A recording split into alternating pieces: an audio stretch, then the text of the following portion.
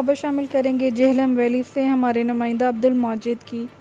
Jhelum valley میں جسکول آبشار کے ساتھ گیسٹ ہاؤس کا افتتاح کر دیا گیا ہے۔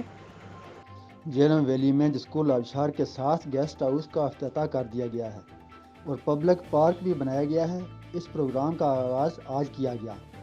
پروگرام میں جہلم ویلی کی سیاسی اور سماجی شخصیات نے شرکت کی اور سابق امیدوار اسمبلی سید ذیشان حیدر مہمان خصوصی کی خدمات سر انجام دی۔ کوآرڈینیٹر سیر و سیاحت جہلم ویلی سید عاطف حمدانی نے کہا کہ ہم پاکستان اور بیرون ملک کی سیاحوں کو مدعو کرتے ہیں کہ ایک بار ضرور وزٹ کریں۔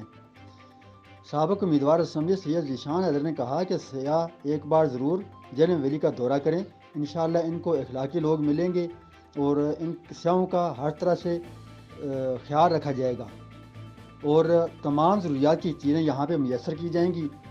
عوام کے لیے ایک پارک بھی بنایا گیا ہے جس سے بچوں اور عوام کو اس پارک میں زیادہ انشاءاللہ محسوس کریں گے اور عوام کے لیے بہتر سہولیات یہاں پہ مہیا کی گئی ہیں۔ یہ جسکول آبشار یہاں پہ اس کے ساتھ کوٹلہ یہاں پہ دریا کے ساتھ پارک بنایا گیا ہے اور تمام سہولیات یہاں پہ میسر کی گئی ہیں، سیاحوں کے لیے بھی عوام کے لیے بھی۔